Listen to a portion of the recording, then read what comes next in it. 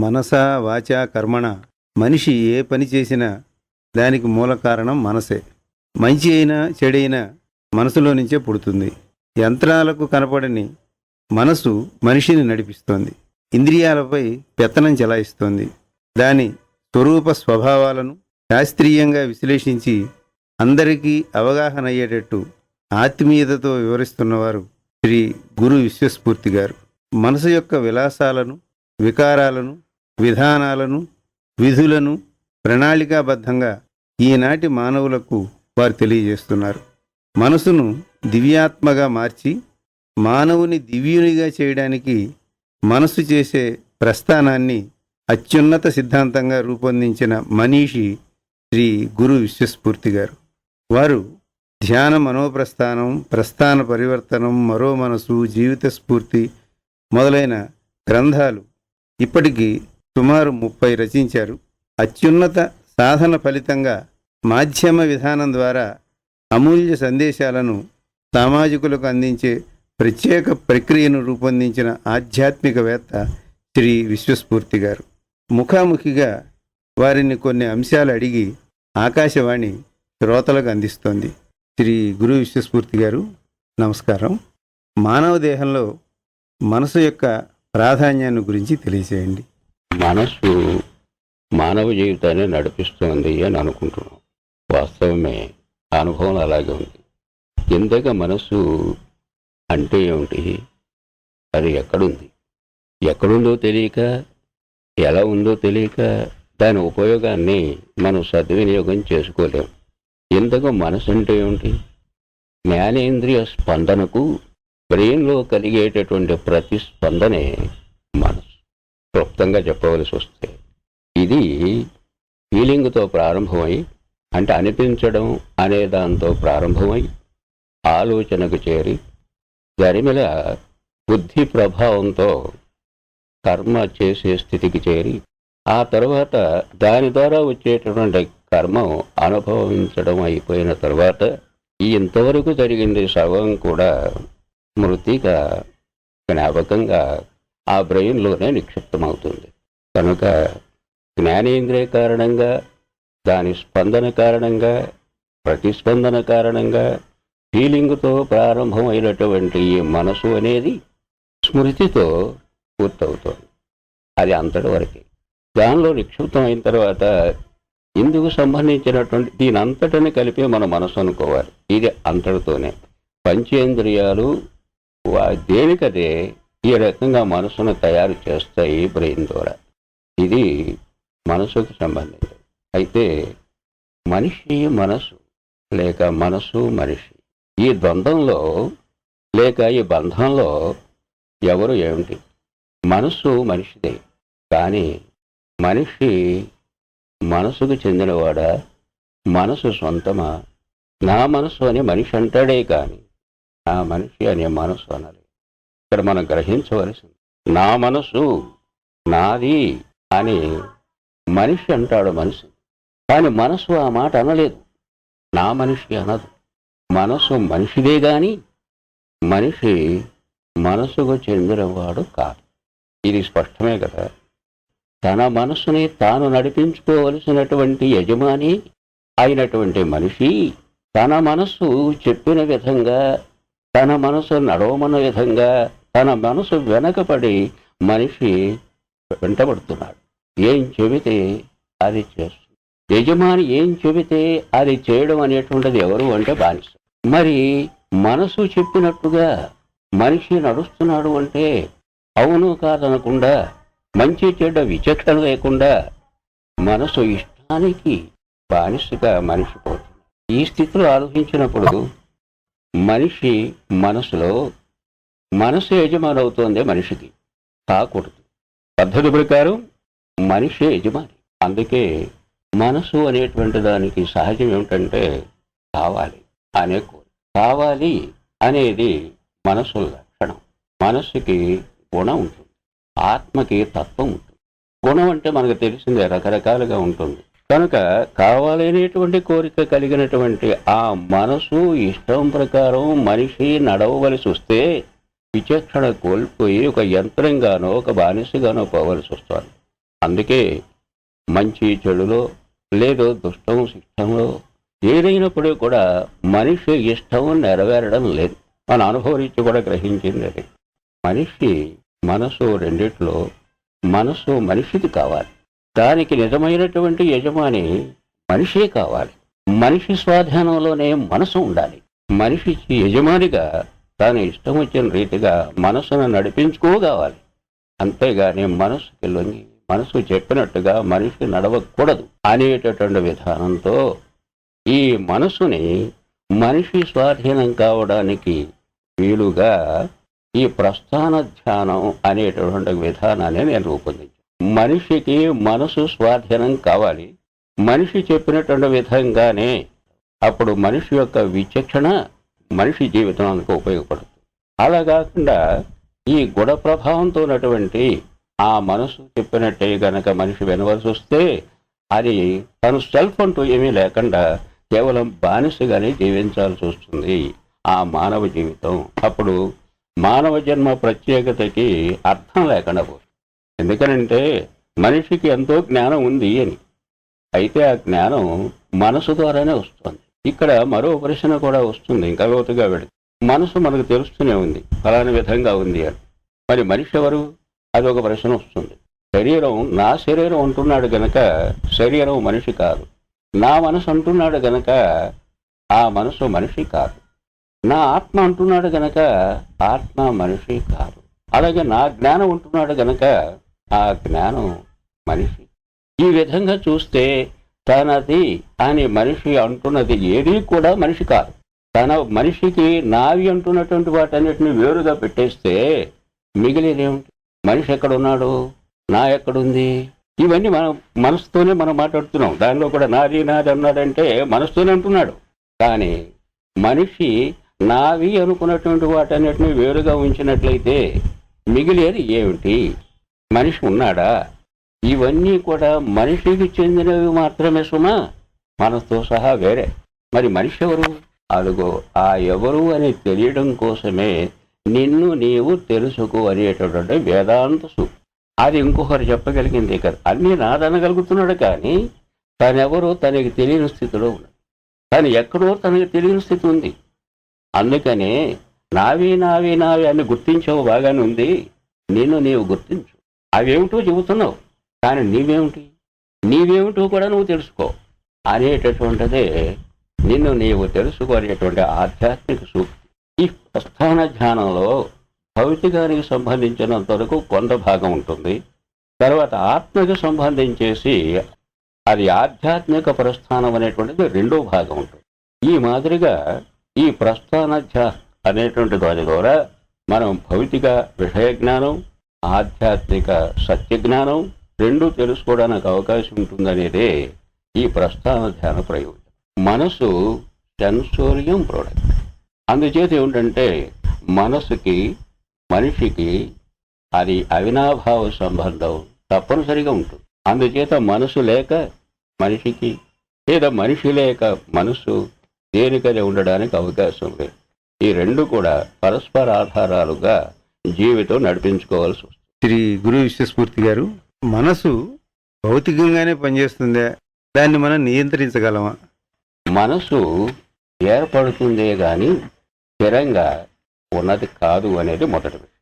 ఇది మనం గ్రహించాలి. ఏర్పడుతోంది గనక దానికి మనకు కావలసిన రీతిగా కూడా మార్పు చేసుకునే అవకాశం దానిలోనే ఉంది. ఉదాహరణకి ఒక వస్తువు తయారీలోనే దాని డిజైన్ కూర్చుకోవడం అంటే ప్రయోజనం ఉపయోగాన్ని దృష్టిలో పెట్టేసుకుని ఆ డిజైన్ని ఏర్పాటు చేసుకోవడంతోనే వస్తువు తయారవుతోంది. అక్కడ ప్రయోజనాన్ని దృష్టిలో పెట్టుకుని ఇక్కడ డిజైన్ ఉంటుంది. ఆ వస్తువు తయారవుతోంది కనుక. అలాగే మనసు తయారయ్యేదే కనుక ఆ మనసుని మనకి ఏ విధంగా కావాలో ఆ విధంగా తయారు చేసుకునేటువంటి అవకాశం మనిషికి ఉంది. మీరు చెప్పిన మాటలను బట్టి మనిషి బాగుపడాలంటే మనసును నియంత్రించాలా, మనసును శాంతం చంపుకోవాలా? మనసు అనేదానికి ఒక ఉనికి లేదు. ఇది మొదటి విషయం. ఉనికి లేని దానిని మనం ఉంచడం, చంపడం అనేటువంటి ప్రశ్న ఆకారం ఉన్నదానికి అది సాధ్యం. ఇక్కడ మనం గమనించవలసింది ఏమిటంటే మనస్సు జీవితాన్ని నడిపిస్తున్నప్పటికీ కూడా ఆ మనసును తయారు చేసేటువంటి బ్రెయిన్ యొక్క క్వాలిటీని బట్టే ఈ మనసు యొక్క స్వరూప స్వభావాలు, దాని మంచి చెడ్డలు, దాని ద్వంద్వం అనేటువంటిది ఆధారపడి ఉంటుంది. దాని ద్వారానే జీవిత విధానం కనుక మనకేమిటంటే మనసు మంచి చెడ్డల గురించి మనం ఆలోచించేదానికంటే ఆ మనసును తయారు చేసేటటువంటి బ్రెయిన్ గురించి మనం తెలుసుకోవాలి. మనసులో మనకు కావలసినటువంటి మార్పు ఏదో దాన్ని తయారు చేసేటటువంటి బ్రెయిన్లోనే, దానికి ఆ క్వాలిటీలోనే మార్పు రావాలి. ఆ మార్పు తేగలిగింది ప్రస్థానం. మంచి మనసుగా ప్రయాణించడానికి మనోప్రస్థానం, ధ్యాన ప్రస్థానం అన్నది 2 మార్గాలు మీరు సూచించారు కదా. మరి మరో మనసు అనే గ్రంథ రచన ద్వారా తెలియజేశారు. ఈ మరో మనసు అంటే ఏమిటి? ధ్యాన ప్రస్థానం, మనోప్రస్థానంలో ప్రస్థాన ప్రయాణం దశలు ఏమిటో చెప్పగలరు? ప్రస్థానం అనేదానికి అంచెల వారీగా, దశల వారీగా కింది స్థాయి నుండి పై స్థాయికి గమనం, ప్రయాణం కాదు. ఇది మనం గమనించాలి. గమనం, ప్రయాణం రెండిటికి భేదం ఉంది. రెండవది ఆకారం. సాధారణంగా చలనం అనేటువంటిది పదార్థ ధర్మం. సృష్టిలోనూ అదే, ప్రకృతిలోనూ అదే, మనిషిలోనూ అదే. మనిషిలో కోటానుకోట్ల జీవకణాలు ఉన్న ప్రతి జీవకణంలో ఉన్నటువంటిది కూడా ప్రాణచలనం, జీవచలనం. ఈ చలనం అంటే మార్పు చేసేది అని మనం అనుకోవాలి. చలనం అంటూ ఉంటే అది వస్తు విషయంలోనైతే, మనిషి విషయంలోనైతే, ఏదైనా సరే చలనం అనేటువంటిది దేనిని కూడా ఒక చోట స్థిరంగా ఉంచదు, మార్పు చేస్తూ ఉంటుంది. ఇక కొండ ఎక్కడం వేరు, నడిచి వెళ్ళటం వేరు, పాకుతూ వెళ్ళటం వేరు. రెండిట్లోనూ ఉన్నది గమనమే. ఒక చోటు నుంచి మరొక చోటుకి వెళ్ళటం, ఒక స్థితి నుండి మరొక స్థితికి మార్పు రావడం. ఈ గమనం అనేటువంటిది అదే ప్రస్థానం, అదే డెస్టినేషన్. అలా కాకుండా ఆరోహణం అనేటువంటిది ఒకటి ఉంది. క్రింది స్థాయి నుంచి ఎత్తు స్థాయికి వెళ్ళడం, పర్వతాలకు వెళ్ళడం, పర్వతారోహణ. శరీరం లేదా దానికి సంబంధించినటువంటి ఇన్స్ట్రుమెంట్తో మానవ ప్రయత్నంగా, శరీర ప్రయత్నంగా అలాగ ఆరోహణం జరుగుతూ ఉంటుంది. ప్రస్థానంలో మనసు గమనం అనేటువంటిది ఆ విధంగా ఆకార రూపంలో జరగదు, ధ్యానం రూపంలోనే జరుగుతుంది. ధ్యానం కూడా అదృశ్యమే, మనసు అదృశ్యమే, దాని గమనము అదృశ్యమే. ఈ ప్రస్థానం అంటే ఒక స్థితి నుండి మరొక స్థితికి మార్పు చేయడం అనేది మనం గమనిస్తే భౌతికంగా కూడా ప్రస్థానమే ఉంది. ప్రస్థానం లేనటువంటిది ఏదీ లేదు. ఉదాహరణకి ఒక జీవిని మనం తీసుకుంటే అండం స్థితి నుంచి పిండానికి వస్తుంది కనుక అండం లేదు. పిండం నుంచి జీవి స్థితికి, ఆకారానికి వస్తుంది కనుక పిండం లేదు. ఎందుకని? అండంలోని చలనం పిండానికి వచ్చింది, పిండంలోని చలనం శిశువుకి వచ్చింది. ఆ తర్వాత ఇక పూర్తి ఆకారంతో జీవనం వస్తుంది. ఇది ఒకరోజు జరిగింది కాదు, ఒక స్థితి క్రమానుగతంగా జరిగింది. అంటే ఒక స్థితి నుంచి మరొక స్థితికి అదృశ్యంగా, అజ్ఞాతంగా మార్పును చేయగలిగినటువంటి దాన్ని, ఆ గమనాన్ని ప్రస్థానం అని చెప్పేసి అన్నారు. ఇది ప్రతి దానిలో కూడా ఉంది, భౌతికంలో కూడా. కాబట్టి దాని ప్రస్థానం అనం.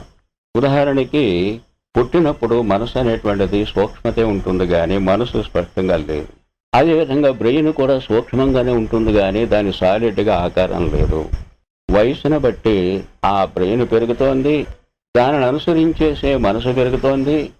ఆ మనసు మరి దాని యొక్క పరిస్థితిని బట్టి, ఆ జ్ఞానార్జనను బట్టి దాని విధానం, దాని రూపురేఖలు తయారవుతున్నాయి. అదేవిధంగా అది కూడా ఒక రకమైన ప్రస్థానమే. అలాగే మనం అక్షరాభ్యాసం చేసినప్పటి నుంచి కూడా క్రమంగా క్రమంగా క్రమంగా పాండిత్య స్థాయికో లేదా మరొక డిగ్రీ స్థాయికో వెళ్తున్నాం. ఇది క్రమానుగతంగా జరిగినటువంటిది. అది మనకేమిటంటే చదవటం, పరీక్ష రాయడం, వ్యాస కావడం వీడే కనపడుతున్నారు కానీ ఆ ప్రోగ్రెస్ ఉంది చూశారు, అది అజ్ఞాతంగానే ఉంది. ఈ మాదిరిగా ప్రస్థానం అనేటువంటిది కేవలం మనసుకే కాదు, ప్రతి చోట ప్రస్థానం ఉంది అనేది స్పష్టం. అయితే దాన్ని అనడం లేదు. ఇక ఇక్కడికి వచ్చేటప్పటికి మనసు అనేటువంటిది బ్రెయిన్ సూక్ష్మ స్థితి నుండి క్రమంగా క్రమంగా ఉపయోగకరమైనటువంటి స్థితిగా మనసు వస్తుందంటే, ఆ మనసు జ్ఞానం సంపాదించుకుంటుందంటే, ఆ మనసుతో మనం జీవిత యాత్ర సాగిస్తున్నామంటే అది కూడా ఒకరోజు జరిగింది, ఒక దశలో ఉన్నది కాదు. ఇది భౌతికానికి సంబంధించినటువంటి అంచెలు, విధానాలు. అయితే ఇది మనసు అనేటువంటిది బ్రెయిన్ తయారు చేసినటువంటి మనసు యొక్క భౌతిక రూపమే. ఆత్మ అనేటువంటిది అది రూపరహితం కదా, భౌతికానికి అతీతం అయింది కదా. ఆ రకంగా ఏంటంటే భౌతిక మనసుని అంతవరకే లిమిట్ కాకుండా భౌతికానికే కాకుండా భౌతికాతీతమైనటువంటి స్థితిగా ఆత్మజ్ఞానాన్ని దానికి కలిగేటట్టుగా చేయడం అనేటువంటిది ఈ ప్రస్థాన ధ్యానం అని. దానిలో మొదటి దశగా సాధారణంగా ఈ సెన్సరీ మెడిటేషన్ అని చెప్పేసి మనం మెడిటేషన్ చేస్తాం. ఎందుకంటే మనసు నెమ్మది కోసం, మనసు శాంతి కోసం ఏదో చేస్తాం. ఇది భౌతికమే. దాని దరిమిల అది అంతవరకే, దానిలో ప్రస్థానం లేదు. కాసేపు ధ్యానం చేస్తాం, ప్రశాంతంగా ఉంటుంది. మళ్ళీ మామూలు జీవితంలోకి వస్తాం, మళ్ళీ కాసేపు ఏదో చేస్తాం. మనసు బాగలేనప్పుడు, వరీగా ఉన్నప్పుడు దాన్ని తొలగించుకోవడానికి లేదా దాన్ని సపరేట్ చేయడానికి వాడుతున్నాం. కానీ ఈ ప్రస్థాన ధ్యానంలో అది అంతటితో ఆగేది కాదు. అది ఒక దశ, ఒక ప్రాథమికం. ఈ ప్రాథమిక దశలో ఈ ప్రస్థాన ధ్యానంతో సెన్సరీ మైండ్ అనేటువంటి దానిని కేవలం మనసు ఆలోచనలు తగ్గించడానికే కాకుండా మనసులో మార్పు జరుగుతుంది. మనసు యొక్క క్వాలిటీ మారుతుంది. ఆ రెండవ దశ శాంక్టిటీ మనసు అని చెప్పేసి అన్నారు. ప్రస్థాన ధ్యానంలో ఈ ఇంద్రియ మనసు రెండవ దశకు చేరడంతో అది శాంక్టిటీ మనసు అన్నారు. అది కూడా ఒక రకంగా భౌతిక జీవితానికి సంబంధించింది. ఒక రకంగా ఏమిటంటే అది ఆంతరంగిక మనసు అని చెప్పేసి, అంతరాత్మ అని చెప్పేసి కూడా మనం వాడుకుంటూ ఉంటాం. అది శాంక్టిటీ. దానిని అంతవరకు ఆపితే జీవితంలో భౌతిక జీవితానికే పరిమితమై ఉంటుంది, కానీ ఇంకా ఆధ్యాత్మికానికి చేరలేదు. దరిమిలా ప్రస్థానం గనక సాగించున్నట్లయితే ధ్యానంతో, ఆ తర్వాత ఇది స్పిరిచువల్ మైండ్ అని చెప్పేసి ఆత్మ సంబంధమైనటువంటి ప్రాథమిక జ్ఞానం లభిస్తుంది. అది రెండవ దశ. ఆ తర్వాత దానినే ఇంకా గనక కొనసాగించగలిగితే స్పిరిచువల్ కాన్షియస్నెస్ అని చెప్పేసి మరొకటి, అది మరొక దశ. దానిని అలా కొనసాగించినట్లయితే దివ్య మనస్సు అనేటువంటి మరొక దశ వస్తుంది. దానిని ఇంకా కొనసాగించినట్లయితే విశ్వస్థాయి లేదా సృష్టి స్థాయి మనసు ఏర్పడుతుంది. ఇక్కడ పాయింట్ ఏమిటి అంటే ఈ మరో మనసు అనేటువంటి పాయింట్ మెయిన్ పాయింట్ అయింది. ఎందుకనంటే మరో మనసు అంటే ఉన్న స్థితిని మార్పు చేయించి మరొక స్థితిని కలిగించడం అనేటువంటిదే మరో మనసు. ఆ మరో మనసు ఎప్పటికప్పుడే జీవిత దశలను బట్టి ఏర్పడుతూనే ఉంది. అయితే నేను చెప్పినటువంటి మరో మనసు మనోప్రస్థానంలో ఈ సెన్సరీ మనసు అనేది ఇంద్రియ మనసు అనేటువంటిది దాని క్వాలిటీని పోగొట్టుకుని, అంటే ఇంద్రియ ప్రభావాన్ని కోల్పోయి మానసిక ప్రభావం అనేటువంటిది కోల్పోయి ఆత్మ ప్రభావానికి లోను కాగలగటం అనేటువంటిది ఆత్మీకరణ మనసు. ఆత్మ అని కాదు, ఆత్మీకరణ. ఆత్మీకరణ మనసు అనేటప్పటికి ఏమవుతుందంటే ఆత్మకి సంబంధించినటువంటి భౌతికాతీతమైనటువంటి జ్ఞానాన్ని పొందడానికి దానికి అవకాశం కలుగుతుంది. ఆ స్టేజ్లో ఇంద్రియ మనసుతో పోల్చినప్పుడు, శాంక్టిటీతో మనసుతో పోల్చినప్పుడు భౌతికాతీతమైనటువంటి స్థాయిలో ఉన్నటువంటి మనసు మరో మనసు అవుతోంది కదా. ఇంద్రియ మనసు అనేటువంటి దాన్ని మనం ప్రాథమికంగా చూస్తే దానిని ప్రస్థానం చేస్తూ మరొక దశ తప్పించేసి కేవలం పూర్తిగా ఇంద్రియ మనసు కాకుండా, పూర్తిగా ఆధ్యాత్మికం కాకుండా, ఆత్మ మనసు కాకుండా మధ్యస్థంగా ఉన్నటువంటిది ఆత్మీకరణ మనసు. ఈ ఇంద్రియ మనసుతో పోల్చినప్పుడు అది మరో మనసు అయింది. అది మరో మనసు అంటే మనసు అనేటువంటి దాని యొక్క ఎగ్జిస్టెన్స్, ఉనికి అక్కడ ఉంటుంది. అంటే దాని అర్థం దానితో ఈ భౌతిక జీవితాన్ని, ఆత్మ ప్రభావం కూడా భౌతిక జీవితానికి ప్రయోగం చేయడానికి దాని ద్వారా ఉపయోగపడుతుంది. ఆత్మీకరణ మనసుతో ఆత్మ భౌతిక జీవితాన్ని ఆత్మ ప్రభావం చేయడానికి అవకాశం, అంటే మంచి అనే దానికి ఆస్కారం ఉంటుంది, కానీ ఆత్మజ్ఞానానికి మరి భౌతిక ప్రభావం అనేటువంటిది తక్కువ అవుతుంది. అంటే ఒరిజినల్గా మనసుకున్నటువంటి ఇంద్రియ ప్రభావం తగ్గి దానికి ఆత్మీకరణ మనసు స్థాయిలో ఆత్మ ప్రభావం దానికి ఉంటుంది. అంటే గుణ ప్రభావం తగ్గిపోతుంది. అప్పుడు ఏమవుతుంది, ఆధ్యాత్మికం ద్వారా భౌతిక జీవితాన్ని మంచిగా క్రమశిక్షణగా ఈ గుణ ప్రభావమైనటువంటి మనసు ప్రభావానికి కాకుండా శిష్టతగా జీవితాన్ని గడుపుకోవడానికి అవకాశం. అందుకని ఏమిటంటే మరో మనసు, ఇది శాంక్టిటీ మనసు తర్వాత వచ్చేటువంటి ఆత్మీకరణ మనసు మరో మనసు. ఇది మనం గుర్తించాలి. ఆత్మీకరణ మనసు సుమా ఆత్మ మనసు కాదు, అది మనం గుర్తించాలి. ఈ ఆత్మీకరణ మనసులో మనసు ఉంటుంది, ఇంద్రియ మనసు యొక్క లక్షణాలు ఉంటాయి, కానీ పూర్తిగా ఈ గుణ ప్రభావానికి లోనై ఉండదు, ఆత్మ ప్రభావం యొక్క ఉంటుంది. కనుక జీవితానికి పూర్తిగా ఈ భౌతిక ప్రభావంలోనే లోనైపోవడానికి అవకాశం లేదు. అంటే భౌతిక జీవిత క్షాళనకు, పవిత్రతకు ఆ ఆత్మీకరణ మనసు ఉపయోగపడుతుంది. దానినే నేను మరో మనసు అన్నది. అంటే ఏమిటి? ఇంద్రియ మనసు సహజమైనటువంటిది, సాంకేతిక మనసు రెండవది ప్రస్థాన క్రమంలో, తర్వాత ఈ అంతఃకరణ మనసు దరిమిల ఆత్మీకరణ మనసు అనేటువంటిది మరో మనసు. అంతవరకు ఏదో ఒక రూపంలో భౌతిక ఛాయలు, భౌతిక జీవితం ప్రభావం ఉంటుంది.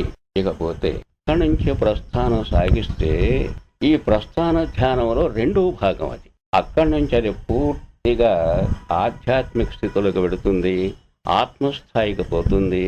ఇక ఈ ఇంద్రియ మనసు, ఈ భౌతిక ప్రభావం దానికి ఉండదు. అది ఆధ్యాత్మిక ప్రస్థానం. అందుకే మరో మనసు తర్వాత మనసు ఉండదు. అందుకనే మనసు కాని మనసు ఉంటుంది. ఊరికనే మనకి తెలియడానికే మనసు అనే మాట వాడడం. అక్కడ ఆత్మీకరణ మనసు వరకే మనసుగా మనం గుర్తించాం. కానీ ఆ తర్వాత జరిగేటటువంటిది మనసు కాని మనసు. మరో దశకు వెళ్ళాలి, మనసు లేని మనసు. ఇది వినడానికి దూరంగా ఉంది. మనసు కాని మనసు ఏమిటి? ఆత్మీకరణ మనసు సబబుగానే ఉంది. కానీ ఆ దశలు పూర్తిగా ఆధ్యాత్మికమైనటువంటి స్థాయికి వెళ్ళేటప్పటికి ఏమవుతోంది? దీని అవశేషం, దీని ప్రభావం, భౌతిక ప్రభావం ఏమీ లేదు. అందుచేత అది మనసు. అంటే ఈ మనసు కాని మనసు. మరి మనసు కాని మనసు ఎందుకు అనాల్సి వస్తుందంటే తెలియడం అనేటువంటిది మనసు ద్వారానే జరగాలి. అది మనసు కాని మనసు అంటే ఏమిటి? ఆత్మీకరణ మనసు తరువాత జరుగుతోంది అని మనకు తెలియాలి. తెలియాలంటే తెలియచెప్పవలసింది మనసే. కనుక తెలియచెప్పేది మనసు గనక ఆ తర్వాత కూడా మనకు తెలుస్తోంది అంటే అక్కడ ఏదో మనసు ఉంది. ఈ మనసు కాదు, ఆత్మీకరణ మనసు కాదు, ఇంద్రియ మనసు కాదు. అందుకనే మనసు కాని అంటే ఈ మనసు కాని మనసు. అక్కడ మనసు అనేటువంటి మనం గమనించాలి. తెలియజేసేది తర్వాత మరి మనసు లేదు. మరి దాని ఏమిటి? దాని అసలు మనసు కాదు, కాన్షియస్నెస్ అనాలి. దాన్ని spiritual consciousness, divine consciousness. Spiritual mind కాదు, సెన్సరీ మైండ్ కాదు. అది అక్కడ ఉన్నటువంటిది మైండ్ అనేటువంటిది అదృశ్యం అవుతుంది. కనుక దానిని కాన్షియస్నెస్ అంటే స్పృహ. స్పృహ అంటే తెలుస్తోంది అనేదే కదా స్పృహ అంటే. మన కాన్షియస్ అంటే తెలియడమే కదా, తెలియజేయకుండానే తెలుస్తోంది. ఈ భేదం మనం గమనించాలి. తెలియజేయడంతో తెలియడం కాదు, అది తెలుస్తోంది. ఉదాహరణకి సర్జరీ చేస్తూ ఉంటే అయ్యా మొత్తం ఏదో ఇచ్చేస్తే తెలియదు, అది తగ్గుతూ ఉంటే ఇక్కడ తెలుస్తుంది. ఎవరు అక్కడ చెప్పరు ఇలాగ ఉందని చెప్పి, వీడికే తెలుస్తుంది పేషెంట్కి. కనుక తెలియచేయడం అనేది కాదు, అక్కడ తెలుస్తూ ఉంటుంది. ఈ భేదం గమనించాలి. అందుకే మనసు కాని మనసు అదే spiritual consciousness, divine consciousness, universal consciousness, the ultimate absolute zero consciousness. దానితో ఈ ప్రస్థానం పూర్తయిపోతుంది. ఇవి ఈ ప్రస్థాన విధానంలో ఇంద్రియ మనసు నుంచి అబ్సల్యూట్ జీరో వరకు వివిధ దశలు అనేటువంటి ఇవి. అయితే ఇవన్నీ ఊహాజనితంగా అనిపించవచ్చు. సాధారణంగా మనసుకి కొంచెం టెన్షన్గా ఉంటానో, ఆలోచనలు విపరీతంగా ఉంటానో, వాటిని తగ్గించుకోవడానికి మనకు ధ్యానం అంటూ కూర్చుంటేనే అవి విపరీతంగా రేగిపోతున్నాయి ఈ ఆలోచనలు. లేదంటే ట్రాన్స్ వస్తుంది, కాస్త మత్తు కలుగుతుంది అంతే. మత్తు కలగడం అంటే దాని అర్థం మనసు పనిచేయకపోవడమే. మనకు అలా మత్తు వస్తుందంటే తెలియనితనమేది. అది నిద్రలో కూడా జరిగేది. అది తెలియనితనం అనేటువంటిది కాదు. ఇక్కడ ప్రస్థాన ధ్యానంలో తెలిసేటటువంటి ధ్యానంలో ప్రతి విషయం తెలియాలి. అందుకని ఈ ధ్యానంలో మన అవేర్నెస్ అంటే తెలియటం అనేటువంటి దాంతోనే ఉంటుంది. ఇది ఆఖరికి అబ్సల్యూట్ వెళ్ళేంత వరకు కూడా అదేముంటో తెలుస్తూనే ఉంటుంది. ఆ తెలియజేసేటటువంటిది ఆ స్థాయిలో ఆధ్యాత్మిక స్థాయిలో కాన్షియస్నెస్ అని చెప్పేసి అనాలి. అంటే స్పృహ అనాలి. సాధారణంగా ఏదైనా ఉంటే అన్కాన్షియస్ అని చెప్పి వాడుకలో కూడా ఉంది కదా. అంటే మనసుకు తెలియకపోవడం అనేది కదా అన్కాన్షియస్ అంటే. కనుక ఏంటంటే మనసు లేనటువంటి స్థితిలో తెలుస్తోందంటే మరి ఏదో తెలియజేసేది ఉండాలి. అదే కాన్షియస్నెస్, అదే దివ్య స్పర్శ అనాలి. అయితే ఇది సాధారణంగా ఏమిటంటే అది సాధ్యమా కాదనేటువంటిది ఊహకు అందనటువంటి విషయం, కానీ సాధ్యమనే చెప్పచ్చు. దీంతో ఏమవుతుంది, మనకి ఆత్మ అంటే జీవితం అంటే ఏమిటో తెలుస్తుంది, దీని వాస్తవం అంటే ఏమిటో తెలుస్తుంది, దీనిలో నిజం అంటే ఏమిటో తెలుస్తుంది. తరిమిల ఆత్మ అంటే ఏమిటో, దాని స్థితి ఏమిటో, దానికి సంబంధించినటువంటి యావత్తు సమాచారం కూడా మనంతటికి మనమే తెలుసుకోవడానికి అవకాశం ఉంది ఈ ప్రస్థాన ధ్యానం ద్వారా. ఆ రకంగా ప్రస్థానంలో ఈ మామూలుగా ఇంద్రియ మనసే దశలన్నీ గడుచుకుంటూ పోయి అబ్సల్యూట్గా వెళ్ళినప్పటికీ కూడా ఆ స్పృహ ఉంటుంది గనక, తెలియడం అనేది ఉంది గనక అది తిరిగి ఎలా అయితే పైకి వెళ్ళిందో అలాగే మళ్ళీ దశలన్నీ కూడా దాటుతూ మెట్లెక్కి దిగినట్టుగా మళ్ళీ తన స్థానానికి తను వస్తుంది. ఏది తన యొక్క ఈ ఇంద్రియ స్పర్శ స్థానానికి వస్తుంది. అయితే ఇలాగా మరి ప్రస్థాన ధ్యానంలో మనసు ఇన్ని మార్పులు జరుగుతూ మళ్ళీ తిరిగి వస్తూ మళ్ళీ పోతూ ఉంటే ఇంద్రియ మనసు లక్షణాలన్నీ కూడా దానికి ఒరిజినల్గా ఉన్నవన్నీ కూడా తగ్గిపోతాయి. ఎందుకంటే తీర్థయాత్ర చేసిన తర్వాత ఎంతో కొంత కాసేపు అయినా ఆ ధ్యాస ఉంటుంది ఇంటి దగ్గర, తర్వాత మళ్ళీ మామూలు కావచ్చు. కానీ ప్రస్థాన ధ్యానంలో అలా వచ్చేటప్పటికి ఆ ఉన్నటువంటి ఆ దశలను చూసి ఆత్మ సాక్షాత్కారం అనేటువంటి పద్ధతి అలా జరుగుతుంది. అంటే దర్శించుకోవడం. ఆత్మ అంటే ఏముంటో దాని స్థితి అంటే ఏముంటో పూర్తిగా తెలిసిన తర్వాత కేవలం ఈ భౌతిక మనసులోనే ఉన్నటువంటి మనసుకి జ్ఞానోదయం అవుతుంది. ఆత్మ జ్ఞానంతో భౌతిక జీవితంలో ఉన్నటువంటి నిజం వాస్తవం మనకు అర్థం అవడానికి అవకాశం ఉంది. అందుచేత ఏమిటంటే ఈ ప్రస్థాన ధ్యానం ద్వారా ఆత్మ దాని పూర్వపక్షాన్ని కూడా పూర్తిగా తెలియడంతో పాటు ఆత్మ పరమాత్మ రకరకాలుగా చెప్తున్న వేదాంత విధానం కూడా స్వయంగా దానిని విడనరిగా మనం దర్శించుకోవచ్చు. ఆ ప్రభావం ఏమిటో మనం స్వయంగా ఉంటుంది. ఆ స్థితిని పొందినటువంటి మనిషి, ఆ స్థితిలోకి వెళ్ళినటువంటి మనసు మళ్ళీ ఈ ఇంద్రియ మనసుకి స్థాయికి వచ్చినప్పటికీ కూడా దాని లక్షణాలు కొన్ని మారుతాయి. దాంతో మారినటువంటి మనసు లేదా మరో మనసుతో మా భౌతిక జీవితం పూర్వస్థితిగా ఉండదు.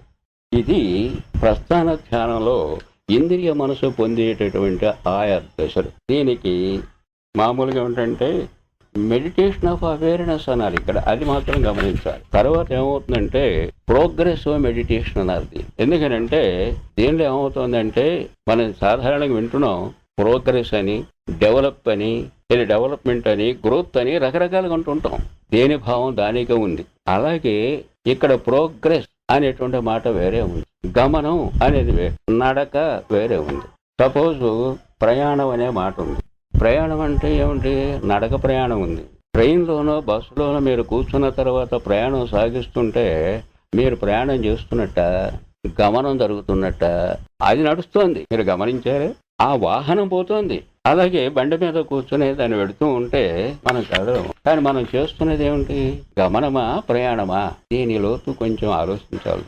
అందుకనే మనసుతో జరిగేది గమనం, శరీరంతో జరిగేది ప్రయాణం లేదా నడక లేదా ఇంకొకటి ఏదో అవుతుంది. అందుకే ఇందాక ఏమిటంటే మనసు ప్రస్థానం జరుగుతుంది, మనసు గమనం జరుగుతూ ఉంటుంది.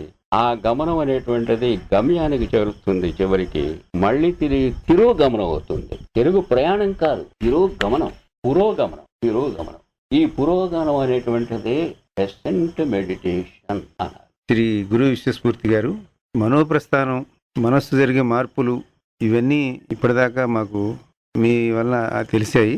అయితే ఈ విషయాలన్నీ గ్రహించడానికి భౌతిక జీవితాన్ని దూరం చేసుకోవాలా, దాన్ని వదిలేయాలా, ఈ జీవితానికి సహజ జీవన విధానానికి దూరంగా ఉండాలా అనేది మా మనసులో ఉన్న ప్రశ్న. మనసు నిత్య మనసు ఒకటి, వృత్తి మనసు ఒకటి, ప్రవృత్తి మనసు ఒకటి. నిత్య మనసు జీవితానికి సంబంధించి నిత్యం ఫ్యామిలీయో లేకపోతే ఇంకోటో ఏదో అవసరాలు పద్ధతులు నిత్యం మనకేదో ఇంట్లో ఉంటే జరిగేది అదే. ఇది నిత్య మనసు, ఇది భౌతికమే. తర్వాత మనం వృత్తి మనసులోకి వెళ్తాం. మనం ఆఫీస్కి వెళ్ళినాం లేకపోతే ఏదో ఉద్యోగానికి వెళ్ళిన తర్వాత అక్కడ ఈ నిత్య మనసు కాదు సుమా, వృత్తి మనసు పనిచేస్తుంది అక్కడ. దీన్ని ఇక్కడ వదిలిపెట్టాలి. నిత్య మనసు ఇక్కడ ఉంటుంది, కానీ అక్కడికి వెళ్ళిన తర్వాత వృత్తి మనసు పనిచేయాల్సి వస్తుంది.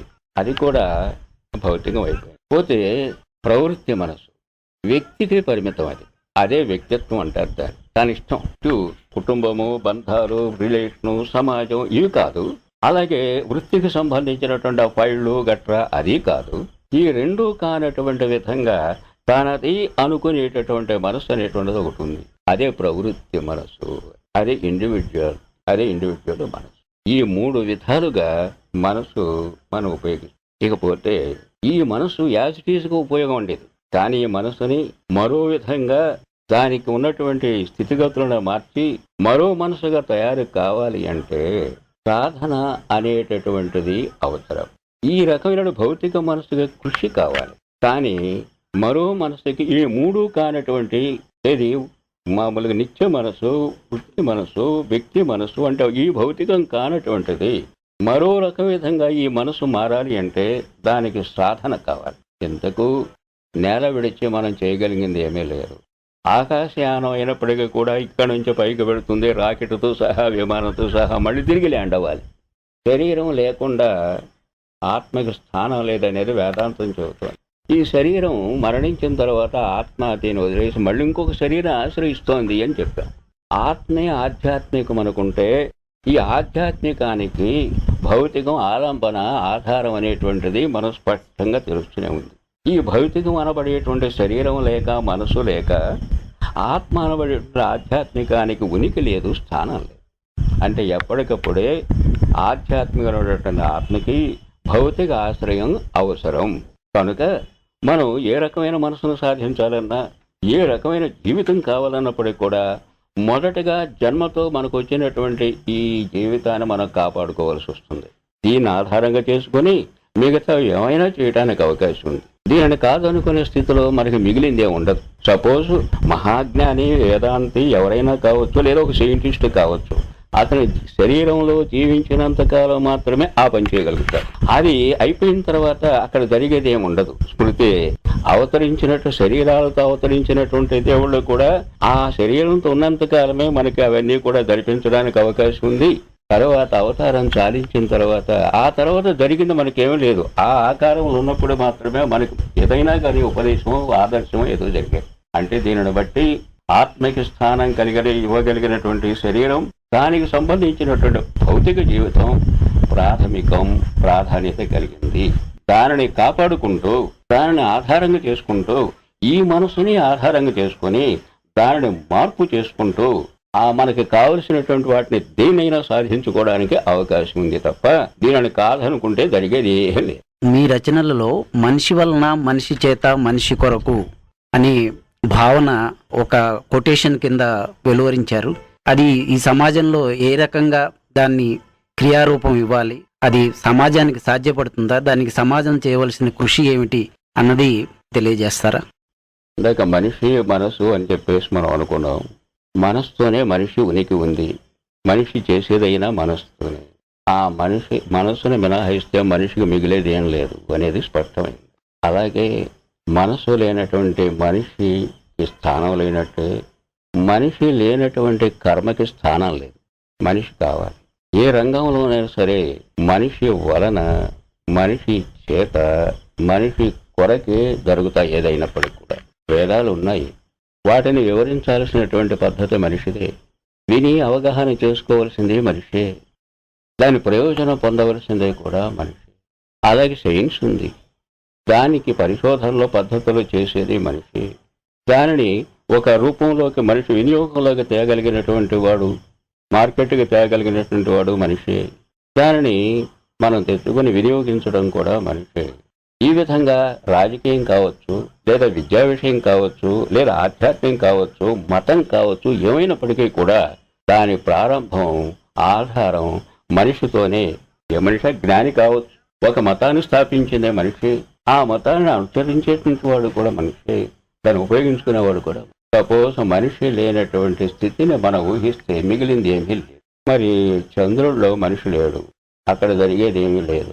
మనిషి లేని చోట మరి ఇంకేం కనిపించడం లేదనేటువంటిది మనకు స్పష్టంగా అనుభవమే.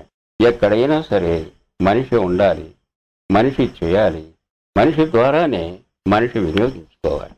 కనుక ఏదైనప్పటికీ కూడా మనిషి వలనే జరగాలి, మనిషి చేతే జరగాలి, మనిషి కొరకే జరగాలి.